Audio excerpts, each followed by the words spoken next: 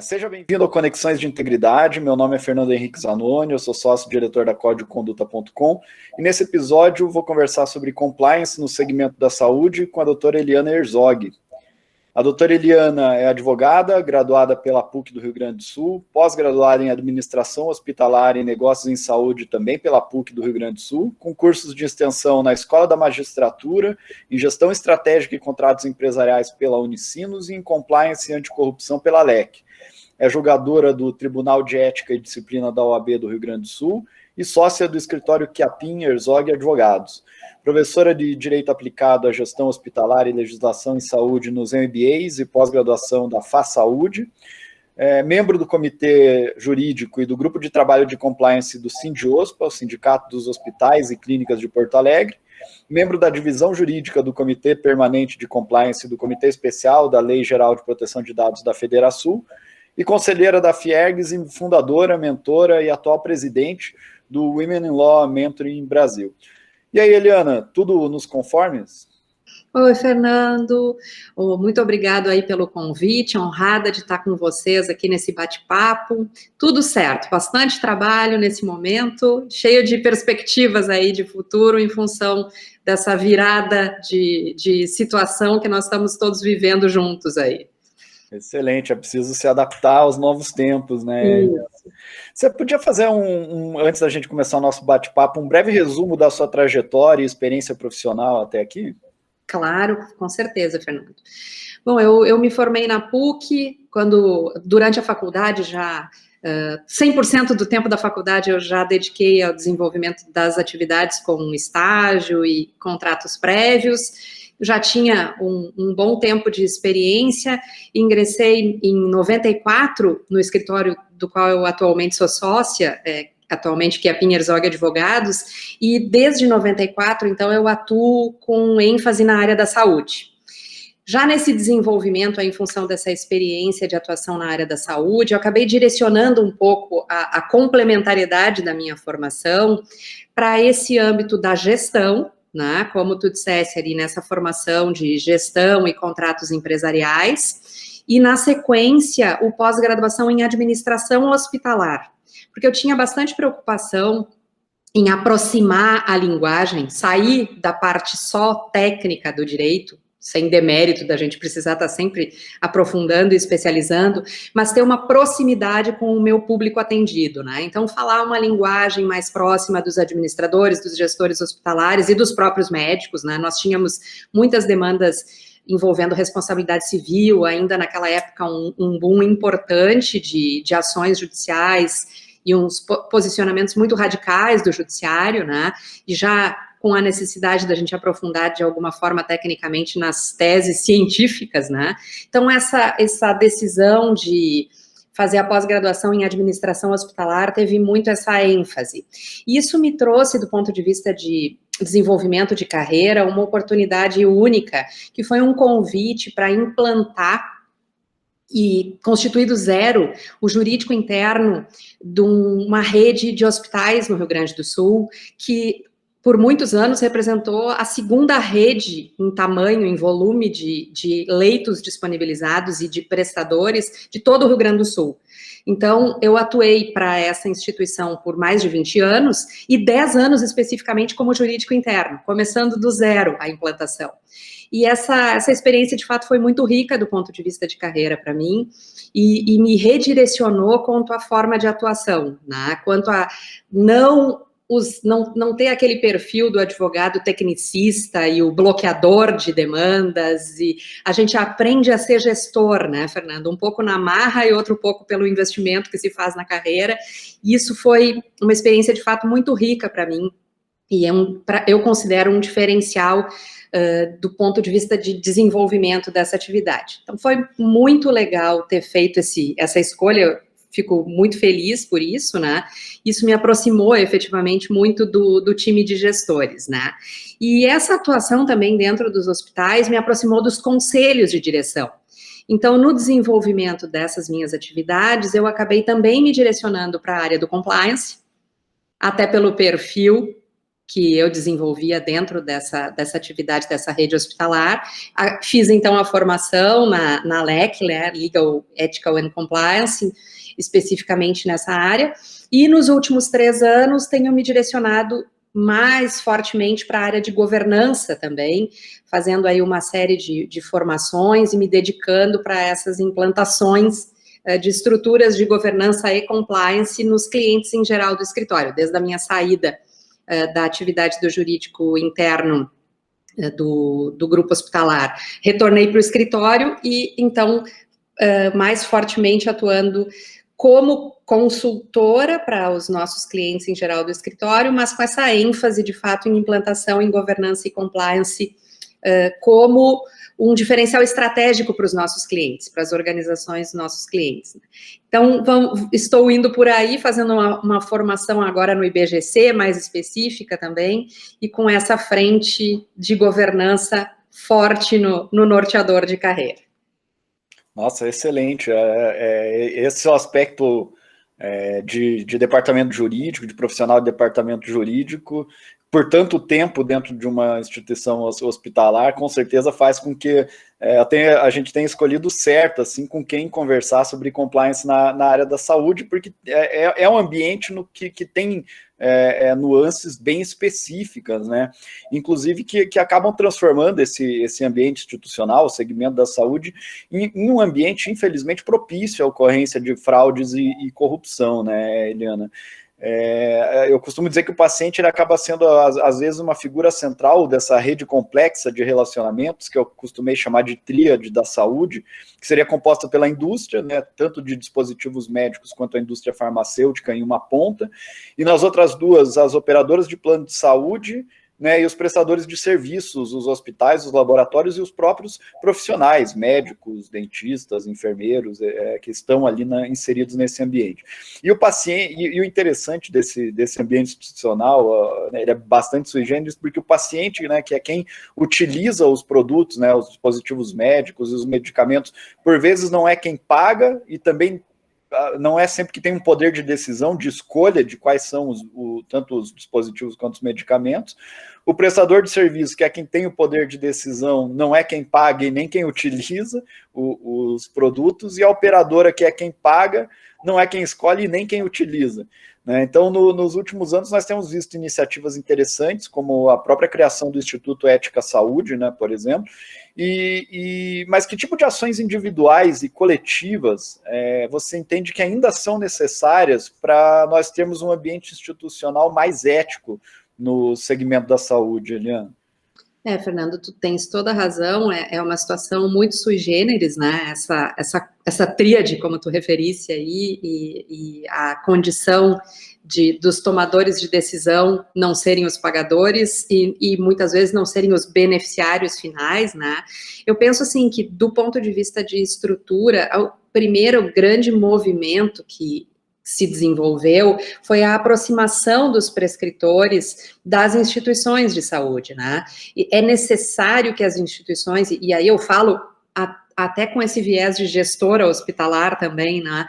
A necessidade das instituições criarem essa proximidade para que os prescritores tenham a real noção do que é o impacto da escolha de um determinado OPME ou de um determinado medicamento de alto custo e o impacto que isso gera para as instituições e para as operadoras de saúde também, né? Então, essa aproximação do prescritor com as instituições é fundamental, né?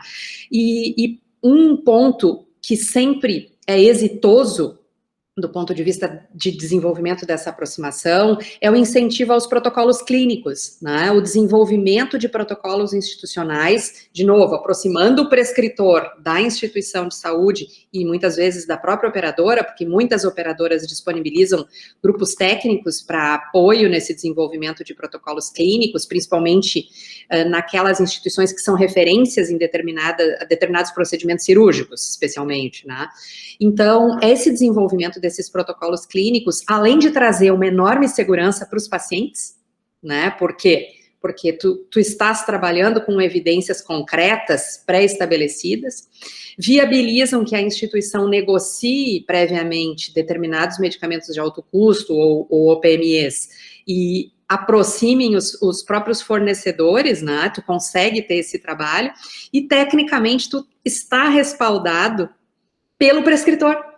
Então, ele fez a indicação, mas ele fez essa indicação não aleatoriamente, né, e sim desenvolvida em cima desses protocolos, né. Então, isso é muito, muito importante. Nós tivemos uma oportunidade de desenvolver nessa rede hospitalar que eu te relatei, grupos técnicos internos, principalmente para procedimentos de alto risco, por exemplo, cirurgia, traumato-ortopedia de coluna. É uma cirurgia de extremo risco, de altíssimo custo também, e com consequências muito impactantes para os pacientes, né? Então, quando havia o pedido de agendamento de um procedimento cirúrgico desse porte, havia um grupo técnico de prescritores dentro da instituição que avaliava o caso concreto. Inclusive avaliava prontuário dos pacientes, avaliava qual era o produto que estava sendo requisitado qual era a prótese que estava sendo requisitada para instalação, etc. E tivemos posicionamentos desse grupo técnico contrários a procedimentos que estavam agendados já, de haver a necessidade de chamar o médico, o cirurgião, chamar o paciente, discutir tecnicamente a não realização, a não recomendação da realização daquele procedimento. Claro que isso é uma situação delicada, né, Fernando, porque em tese eu estou discutindo a ordem do médico, né, então precisa ser realmente construída como uma solução nova, né, era um procedimento eletivo, não era emergencial, então permitia esse tipo de coisa, mas foi muito exitoso esse trabalho no sentido de evitar a realização de um procedimento que talvez não gerasse o benefício para o paciente, seria um procedimento de alto custo, certamente haveria resistência da operadora no custeio, da operadora de saúde, né, porque envolvia um material importado, inclusive. Então, houve uma construção entre esse grupo técnico, o prescritor, o paciente, nessa solução. E essas outras iniciativas, como a que tu referisse, o Ética Saúde, por exemplo, também são fundamentais, né? A gente vivenciou aí no país uma situação de muito desgaste, né, com a máfia das órteses e próteses e as operações que envolveram a Polícia Federal sobre essas questões. Então, essas iniciativas como Ética Saúde e outros institutos que foram criados são fundamentais do ponto de vista de estruturação das instituições, das operadoras, benefício para todos, né, para os pacientes, é claro, mas também para os fornecedores, também para as operadoras de saúde, né. E um outro ponto que acaba sendo também um grande gerador de desvios e que gera a necessidade de participação dos nossos times de compliance é a judicialização da saúde, né? A gente sabe que muitas vezes existem até estruturas montadas e, como todas as profissões, nós temos maus colegas de todas as profissões, né, que se instrumentalizam de uma forma a ingressar judicialmente e fazer pleitos a título de antecipação de tutela ou liminares, né, que deixam o judiciário, de uma certa forma, encurralado, né, naquela demanda, e essa judicialização ainda é, na verdade, um grande calcanhar de Aquiles para as nossas instituições e para as operadoras de saúde em geral, que são instadas a custear determinados procedimentos, né, Fernando, de discutível recomendação, né? Mas a judicialização é um problema muito impactante ainda na saúde. Depois eu posso te passar, nós tivemos aí um estudo do INSPER relativamente recente sobre o que são esses impactos ainda na saúde e o quanto isso gera de desvios do ponto de vista de aplicação de recursos que poderiam ser direcionados para o todo, principalmente quando a gente está envolvendo o poder público, né? O benefício de um número reduzido de pacientes em detrimento de significativas políticas públicas que poderiam estar sendo implantadas, né? Mas nós temos aí uma série de iniciativas muito positivas que a gente vem acompanhando nos últimos anos, especialmente envolvendo aí os núcleos técnicos de apoio aos tribunais, a Conitec, né, é a Comissão Nacional de Inovações e Incorporação de Tecnologias, inclusive para subsidiar o SUS, né, nessas formações.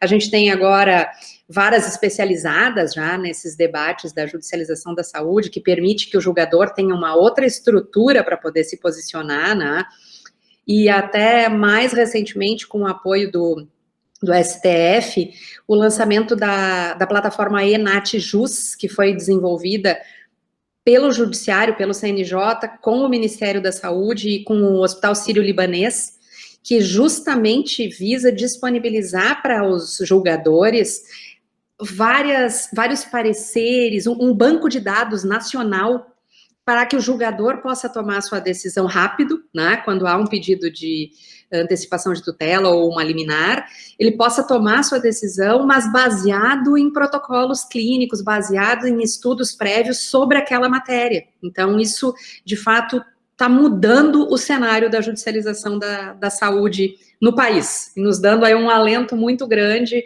quanto a essa sensibilização e minimização dos desvios éticos que vivenciamos aí no dia a dia. Excelente, é bom saber que realmente estão sendo tomadas essas iniciativas, né? Acho que principalmente no segmento da saúde, o que em compliance nós costumamos chamar de as ações coletivas, né, as collective actions, são fundamentais para a mudança desse ambiente institucional, né?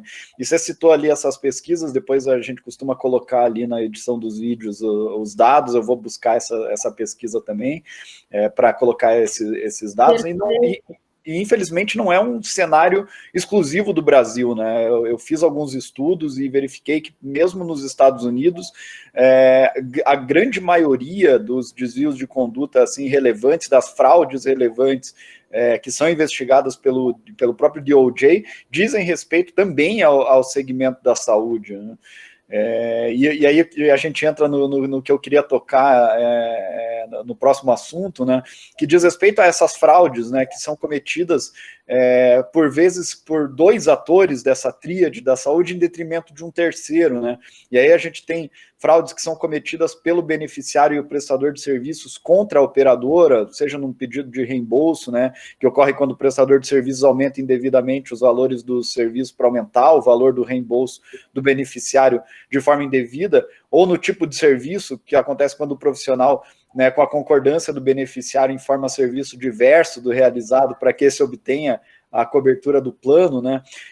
E aí você já citou alguns exemplos, mas aí eu queria complementar, fazendo mais uma pergunta, né? Pela sua experiência, que controles você entende que ainda precisam ser aperfeiçoados em cada um desses atores do segmento, a indústria, os prestadores de serviço e os operadores de saúde, para evitar ou para mitigar, pelo menos, a ocorrência dessas fraudes, Daniela?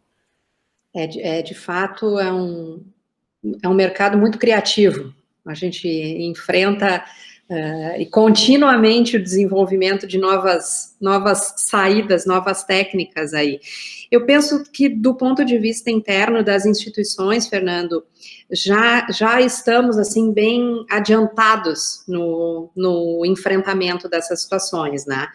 Existem grupos de trabalho que fazem a análise prévia desses procedimentos agendados, né? Além desses grupos técnicos que eu já comentei contigo, também do ponto de vista, inclusive, de pedido de materiais e de requisição de quais são os medicamentos especiais ou OPME que serão utilizados, né? Então, essa análise prévia permite, e o próprio antecipação do pedido para a operadora de saúde também permite essa análise técnica prévia, né? E, além disso, que as instituições têm desenvolvido fortemente são as auditorias dos prontuários, né? As auditorias realizadas após o procedimento, né? E isso nós realizamos tanto do ponto de vista comercial quanto do ponto de vista técnico, né? E as operadoras de saúde também realizam isso de uma forma muito dedicada, vamos dizer, fortemente focada. Operadoras que, comentei contigo, tem determinados hospitais que são referência para procedimento cardiológico, ou são referência para traumato-ortopedia, pensando em procedimentos de alto custo, né, que usam OPMEs de alto custo também. Essas operadoras, muitas vezes, atuam, inclusive, dentro dos hospitais, têm seus times de trabalho atuando dentro dos hospitais para fazer esse acompanhamento, tanto em sala, quanto na revisão dos prontuários, né? E isso, evidentemente, permite identificar uma série de desvios, muitas vezes previamente, alguns só posteriormente, né? E identificados esses desvios, evidentemente, com as nossas estruturas de compliance adequadamente estruturadas, né? Adequadamente funcionando, nos permite também coibir que isso volte a acontecer e, em alguns casos, inclusive, tomar medidas no sentido de não permitir mais a atuação de determinados profissionais dentro das instituições, né? Ou, no caso das operadoras, o descredenciamento desse profissional pela operadora de saúde, né? Então, essas são medidas concretas, medidas, enfim, restritivas concretas que já são adotadas, né? E, além disso, a gente tem algumas outras medidas que poderíamos aí exercitar mais do ponto de vista de medidas coibitórias também, mas aí mais detalhadas no sentido de, por exemplo, a gente adota critérios de rastreamento de medicamentos e de órteses e próteses materiais. Já há um bom tempo, esses materiais, eles têm os seus códigos de barra e são acompanhados, né, pelas instituições, né? Outra medida que, digamos assim, minimizou esse impacto de exposição, é que quando eu faço a aquisição de uma determinada prótese, por exemplo, a nota fiscal já indica o nome do paciente que vai receber aquela prótese. Então, essas medidas de controle são bem importantes para a gente ter essas melhorias, né, do ponto de vista de evitar essas fraudes tão criativas que a gente encontra aí no dia a dia da saúde. É isso. Legal, você comentou ali da rastreabilidade. Eu atuei bastante, por muito tempo, numa indústria de dispositivos médicos, na verdade, em duas indústrias de dispositivos médicos, e há um tempo atrás a gente estava fazendo uma investigação de uma indústria que não era da área da saúde, e eu senti muita falta da questão da rastreabilidade do produto, porque o funcionário dessa empresa ali estava desviando produtos da empresa, produtos de um segmento automotivo, e você não tinha uma rastreabilidade do produto, você não conseguia nem comprovar que o mesmo produto que o cara tirou do estoque do empregador dele era o que ele vendia num grupo de WhatsApp, por uma falta de rastreabilidade. Então, realmente, nesse sentido, a gente vê que o segmento da saúde está muito mais bem preparado, né? Aprendeu como é que é passando o trabalho, né, Fernando? Aprende na dor, né? Cresce com a dor, cresce com a crise, como a gente está, de novo, vivendo agora, né? Mas, para teres uma ideia, identificamos aí, mais recentemente, assessorando uma prefeitura do interior do estado aqui, que estava com um trabalho importante de aquisição de respiradores em função do Covid, né? E a empresa fornecedora disponibilizou uma série de equipamentos e nós pedimos a identificação desses equipamentos e entramos em contato com o fabricante do produto. E esses equipamentos que eram usados, né? Isso estava claro, não era uma prefeitura de um município pequeno, né, tem as suas restrições orçamentárias, etc., justificava fortemente a aquisição desses produtos, mas nós identificamos com o fabricante, então, dos ventiladores, que eram ventiladores que já tinham sido baixados pela empresa, e inclusive descontinuados, e estavam sendo reofertados no mercado como, produtos reformados, restaurados, mas que não poderiam estar no mercado, né? E, enfim, a indústria está tomando providências contra esse pretenso fornecedor aí que estava vendendo para vários municípios, ofertando esses ventiladores que já estavam, inclusive, baixados do ponto de vista de... Então, esse rastreamento, efetivamente, para nós, na saúde, está tendo um êxito muito importante, muito importante. Até porque uma outra questão bastante preocupante aí na área da saúde diz respeito à pirataria desses produtos também, né? A gente vivenciou bastante quando eu atuei nessa indústria de dispositivos médicos, produtos piratas, né, como se fossem da empresa, mas sem qualquer controle de qualidade na produção, e eram dispositivos que iam na boca do paciente. Então, que risco que você está oferecendo aí para esses pacientes. Né? Sem dúvida. E numa situação como essa que nós estamos vivendo, tão diferenciada, né, nos colocando no lugar desses hospitais e desses gestores públicos mesmo, que estão sendo instados a fazer essas aquisições, muitas vezes sem nenhuma estrutura de governança e compliance, né, Fernando?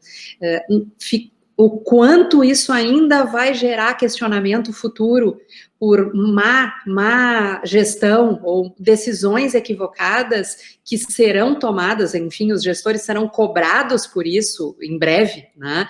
Mas que decorrem exatamente dessa falta de conhecimento e dessa falta de estrutura, e por outro lado, do quão bem está instrumentalizada esses fraudadores, né? O quanto eles estão estruturados a ponto de facilitar essas vendas, essas entregas, enfim, para os gestores, para os administradores hospitalares, que estão numa situação muito delicada, precisando adquirir, né, medicamentos, produtos, etc., sem as suas estruturas de compliance, de alguma forma, protegendo e respaldando essa tomada de decisão, precisando fazer compras emergenciais, etc., inclusive com valores fora de mercado, né?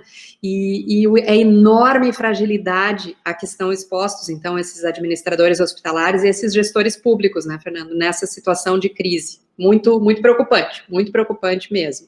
É verdade. Você comentou a sua experiência agora voltada mais para a questão da governança, e eu costumo dizer que não existe compliance sem uma estrutura de governança bem fundamentada ali nas organizações.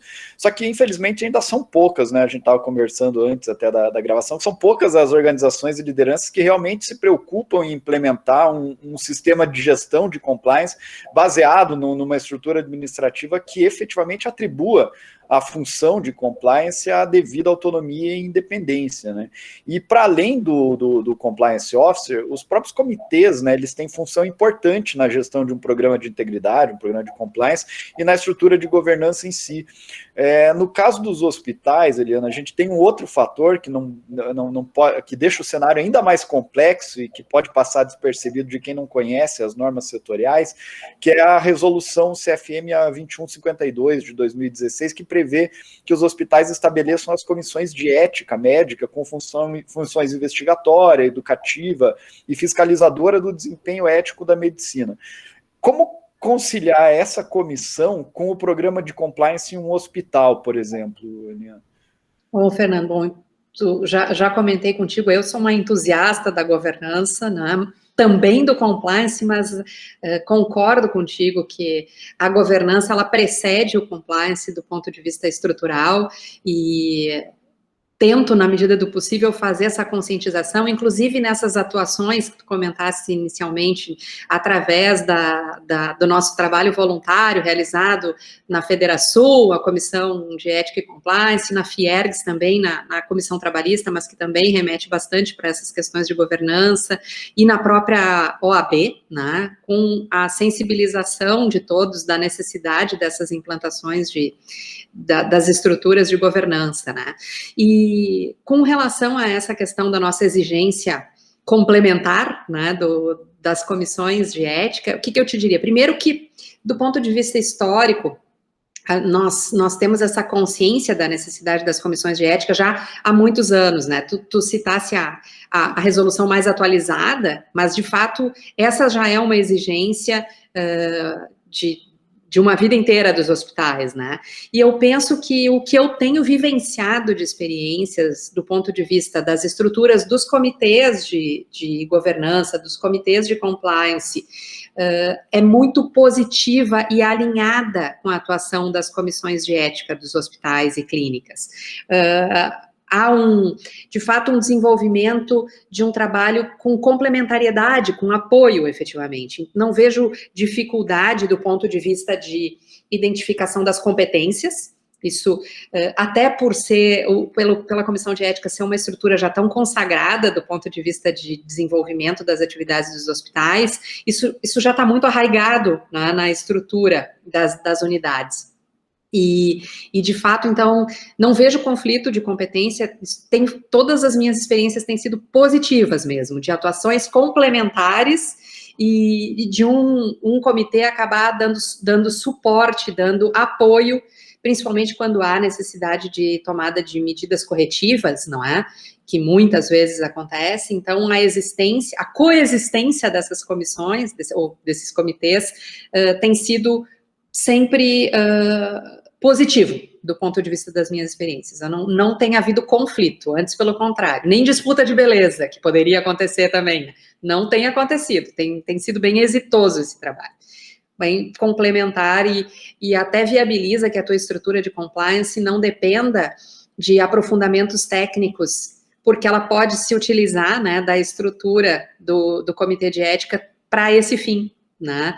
Claro, a nossa recomendação é que nos comitês exista a participação de representantes da equipe médica, com certeza, nos comitês de compliance, né? Mas, independente disso, essa coexistência, essa atuação conjunta é muito positiva. Não, é legal. Outro cenário complexo também, ele diz respeito às entidades filantrópicas, né, tais como as Santas Casas, que por vezes eles congregam em uma única estrutura de governança as operadoras de plano de saúde próprias, né, as quais agora têm a obrigação regulatória de aprimorar os seus controles internos e processos de gestão de risco e compliance com o advento da RN 443/2019, né, da Agência Nacional de Saúde Suplementar, da ANS. E nesse sentido, qual o seu conselho para essas instituições que estão submetidas a obrigações regulatórias diversas, né, no que tange a gestão de riscos, controles internos, e como criar um sistema de gestão de compliance harmônico, nesse caso, hospitais e operadoras? Tens razão, o nosso setor saúde é um setor extremamente regulado, né?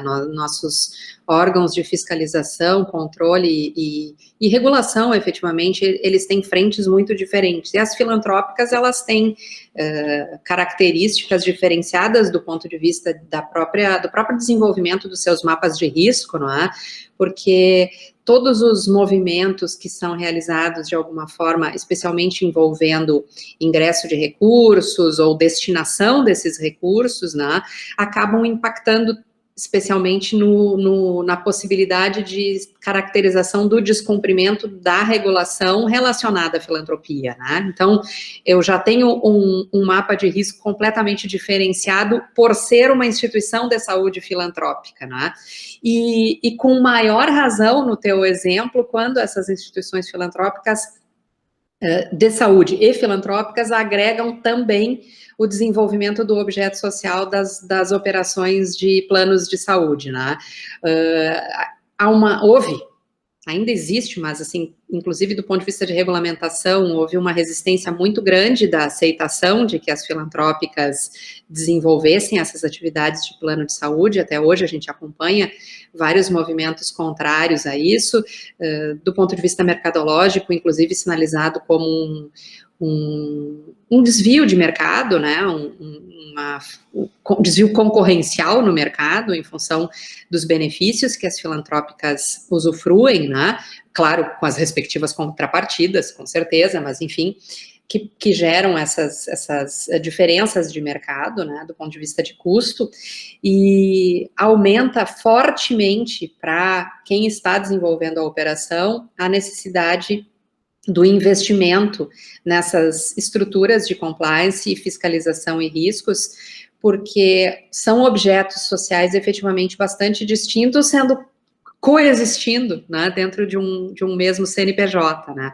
Então, do ponto de vista prático, a gente precisa ter estruturas que dominem as exigências da ANS, né, e que façam esse monitoramento com esse viés, mas sem deixar de ter a atuação do comitê macro de compliance que faça a visão planetária, né, que faça essa visão macro da instituição com essas, vamos dizer assim, 3 frentes diferentes de mapeamento de riscos, né, os riscos relacionados à operação de saúde, que são muitos, os riscos relacionados ao cumprimento dos regramentos da filantropia, que também são bem rigorosos, e com esse viés específico do cumprimento das normativas da ANS e desenvolvimento da operação dos planos de saúde.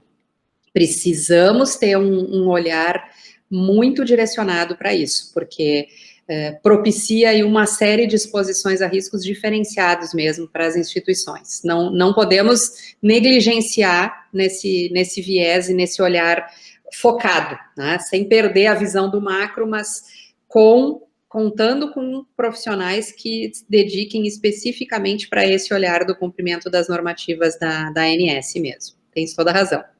Perfeito. Eliana, em algumas empresas, instituições da área da saúde com as quais eu trabalho ou já trabalhei, eu percebo que muitas delas, em razão do que a gente estava comentando ali, dessa intensa regulação, né, eles têm um sistema de gestão de riscos operacionais efetivo, robusto, realmente, quando você tem matrizes de risco gigantes, às vezes, do ponto de vista operacional, mas isso nem sempre ele se reflete também no que tange ao mapeamento dos riscos estratégicos. Quanto ao atual cenário, né, em alguns casos a resposta dos comitês de crise dessas instituições foi rápida e efetiva, e as empresas e instituições se adaptaram ao cenário, e em outros casos isso demorou um pouquinho mais, né? Até que ponto que você acredita que a crise da Covid-19 vai fazer com que as estruturas de compliance e gestão de riscos sejam aprimoradas nas empresas e nessas instituições da área da saúde? E quais os pontos fortes e fracos que você poderia apontar na atuação dessas empresas passados aí 4 meses, desde que a gente mudou toda a nossa rotina? Essa foi uma dificuldade efetiva, tem toda a razão em sinalizar essa preocupação. Para aquelas instituições, Fernando, que de fato tinham os seus programas de governança e compliance estruturados, eu penso que houve uma enorme vantagem. Pela mobilidade e pela velocidade com que foi possível fazer essa reestruturação. Porque, de fato, o que esse cenário de crise nos trouxe foi uma necessidade de alterar os nossos mapas de riscos, imediato, né? E mais, implantar os comitês de crise, se já não existiam, e implantar, no caso, na saúde, especificamente, as instituições implantaram comitês Covid, né, para enfrentamento desse momento. Então, essa grande vantagem de quem já tinha as suas estruturas azeitadas foi a agilidade com que foi possível fazer essa movimentação, né, e estruturar as instituições para o enfrentamento dessas situações de problemas pequenos e diários que nós estamos vivenciando, né? Como, por exemplo, as necessidades de negociações com o poder público, né? Eu sou ou não sou um hospital ou uma instituição referência COVID? Eu vou ou não vou atender o paciente COVID como pré-eleição do poder público? Muito bem, se eu não vou atender, o que eu faço quando eu tiver a identificação de um paciente COVID dentro das minhas instalações, né? Para onde eu vou transferir esse paciente? Quem vai me dar o suporte, a mobilidade para mim fazer essa transferência, né? O que eu faço para incrementar a minha compra do equipamento de proteção individual, porque de fato eu estou usando mais equipamentos de proteção individual e preciso estruturar os meus times com novas medidas internas de segurança, né? Eu vou ou não vou fechar uma determinada ala, uma determinada unidade especificamente para aquele tipo de paciente? Eu tenho viabilidade do ponto de vista de estrutura física para fazer isso? Que medidas internas eu vou ter que tomar do ponto de vista de adequação dessa área, inclusive com questão de ar-condicionado, pressão interna, etc., que são questões importantes quando eu estou fazendo atendimento de doenças respiratórias altamente contagiosas, né? Ou mais ainda, como é que eu faço a substituição do meu time que é grupo de risco e que eu preciso afastar das atividades, né? Aonde é que está meu banco para contratação emergencial e substituição do meu pessoal contaminado? Porque isso está acontecendo, essa é a nossa realidade, né? Os profissionais da saúde, eles têm uma característica muito forte, eles jamais atuam numa instituição só. Eles atuam em várias instituições, pelo menos 2, muitas vezes 3. E aí, o que eu tenho? Eu posso ser um hospital especializado, como o caso de um dos hospitais que a gente atende, que é especializado em doença cardiológica e que não é referência COVID, mas eu tenho os meus profissionais intensivistas, eu tenho os meus profissionais cardiocirurgiões que atuam em outros hospitais.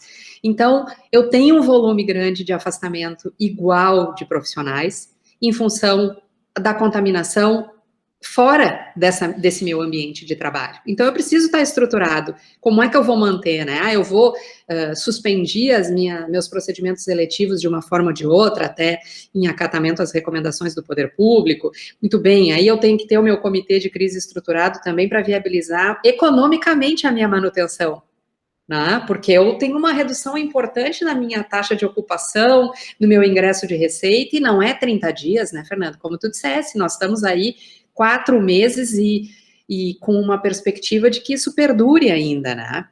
E ainda temos aí que enfrentar, além dessas questões de fraude que nós comentamos já anteriormente, a atual dificuldade da falta de determinados produtos no mercado, né? Como a gente está vivenciando aí, a imprensa tem fortemente anunciado a questão dos anestésicos, né, a dificuldade de aquisição dos anestésicos no Brasil e no mundo, né, então essa é uma outra situação. Bom, se eu tenho uma estrutura funcional e efetiva, eu de alguma forma já me preparei para isso, por quanto tempo eu vou ter esse respaldo, né? Então penso essa ser assim a grande vantagem das instituições que têm essas estruturas previamente montadas e funcionais, foi a agilidade, a rapidez com que elas conseguiram adaptar os seus mapas de risco e os seus comitês internos para enfrentamento de todo esse cenário que a crise nos trouxe, né? Esse seria, eu te diria assim, o grande ponto forte de quem tem um programa estruturado de governança e compliance, né? Perfeito, eu costumo brincar que há um ano atrás, sei lá, há menos tempo, há 7 meses atrás, aí, não precisei tanto para trás. Se o compliance officer chegasse numa reunião e falasse, pô, vamos fazer um brainstorming de gestão de cenários aí, né, de simulação de cenários para potenciais crises, e falasse que, pô, vamos nos preparar para uma pandemia mundial que vai afetar o nosso negócio, o negócio dos nossos fornecedores, os nossos clientes e tudo, provavelmente ele seria taxado de louco, né? Não, as prioridades não seriam essas, né? E agora a tendência realmente é você ter uma preocupação maior de entendimento realmente e de preparação para potenciais crises, porque elas podem ocorrer realmente a qualquer momento e acabar afetando, como você bem comentou, não só o aspecto operacional em si, mas o aspecto de recursos humanos, né, da organização também, aspectos financeiros. Então é algo que afetou globalmente todas as instituições, né? Foi muito bem colocado aí por você essa questão. Eliana, para a gente fechar aqui, a transformação digital, ela, né, acaba sendo um caminho inevitável, né, acelerado, inclusive pela crise que a gente enfrenta. E como que você entende que a telemedicina vai impactar os programas de compliance dos prestadores de serviço, os hospitais, as clínicas e os consultórios? E quais riscos que você entende que precisarão ser mitigados mais rapidamente e de que forma? Perfeito. Já estão impactando fortemente, né, Fernando? Nós que atuamos na área da saúde, eu sei também pela atuação de vocês, a gente acompanha há muitos anos essa discussão da regulamentação da telemedicina no Conselho Federal e nos conselhos regionais, e toda a resistência enfrentada pela regulamentação, e de uma hora para outra nós tivemos autorizado o uso da ferramenta da telemedicina de uma forma, eu diria, bastante atropelada, mas evidentemente em função do grande benefício gerado, né, e principalmente das necessidades para essas estruturas menores, como a gente deu o exemplo antes dos pequenos municípios e instituições que de fato não têm alternativa se não contar com essa possibilidade, né? Eu penso assim que a nossa revisão de mapa de risco foi o primeiro movimento feito pelas instituições que de alguma forma estão utilizando esse recurso, né? E especialmente, eu te diria, que é o investimento no cuidado do sigilo, né? Nós estamos aí com uma discussão paralela que tem um grande impacto também para a área da saúde, que é a preservação dos dados sensíveis em razão da Lei Geral de Proteção de Dados, que é uma outra grande preocupação que a gente vivencia. Comentasse, eu participo também na Federação, principalmente na OAB, das comissões relacionadas à Lei Geral de Proteção de Dados, e para nós da saúde, nós estamos extremamente fragilizados do ponto de vista dessa exposição, né? Então, essa questão das certificações de segurança quanto à circulação dessas informações e desses dados que a telemedicina nos viabiliza, né?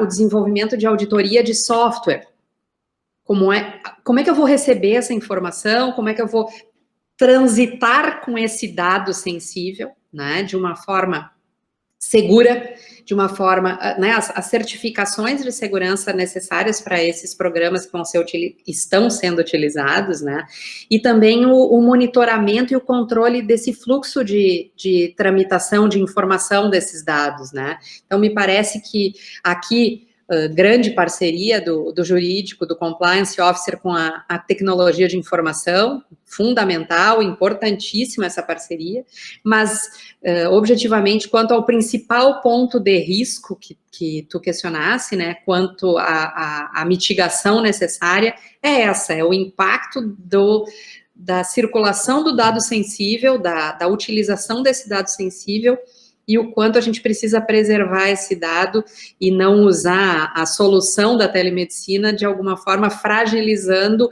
o nosso compromisso histórico de preservação do sigilo do dado do paciente, né?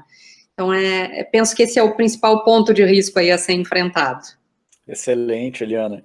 Eliana, queria agradecer aí a sua participação, foi sensacional, você demonstrou um conhecimento prático aí, não só no que diz respeito à operação em si, o que enriquece bastante o dia a dia de quem atua na área e que vai assistir aí o nosso vídeo, mas também a questão da governança corporativa e da atuação da alta direção. Então, acho que a gente atingiu o objetivo, que é ter essa visão global, realmente, da importância do compliance, desde o tom do topo até a base de toda a operação nessas instituições que atuam na área da saúde. Então, para nós foi uma honra contar com a sua participação, e eu deixo aí um espaço para você deixar um recado final. A honra é toda minha, Fernando. Eu agradeço mais uma vez o convite de vocês. Eu sou uma entusiasta, como tu já me conhecendo, já sabes, da governança, do compliance e do trabalho que vocês desenvolvem de conscientização e disseminação do conhecimento, que é tão importante, né? Especialmente buscando sensibilizar que as estruturas de compliance, as estruturas de governança, elas são recomendáveis e necessárias não só para os grandes hospitais, para as grandes empresas, mas também para clínicas, para as pequenas empresas, para os hospitais de menor porte, não é? Nós precisamos, nosso papel como executores da área, que a gente gere essa sensibilidade, essa consciência, né, para os nossos empresários, para as instituições em geral, né, e finalizar mesmo a minha fala reforçando que as empresas, as instituições que têm os efetivos mecanismos de transparência, de ética, de conformidade interna, eles têm uma condição robusta para enfrentamento desse momento de crise, deste momento e de tantos outros que nós teremos, momentos de crise, né? Todo momento de crise, ele gera uma mudança importante de paradigmas, né? Nós estamos aí ouvindo fortemente a condição de que nós estamos tendo que nos adaptar ao novo normal, né? Então, aproveitar esse momento de crise, né? Sensibilizar as instituições e as empresas que, de alguma forma, façam essas adequações e façam essas implementações de governança e compliance de forma a se robustecer e estarem melhor preparadas para enfrentamento dessas situações de crise. Essa efetivamente é uma recomendação para as nossas estruturas organizacionais, né? Nós termos esses planos de contingência, nós termos esses comitês de crise e as políticas desenvolvidas internamente nos tornam instituições robustas para o enfrentamento da crise. essa é a grande sensibilidade e esse é um compromisso nosso com a sociedade, né? Nós precisamos gerar essa consciência no todo, né? Então, fica essa aí fica o meu recado nesse sentido de sensibilização das instituições, mesmo as pequenas e médias, para que invistam do ponto de vista estrutural em governança e compliance. Excelente, Eliane. Até a próxima, então. Muito obrigado, hein? Obrigado, Fernando.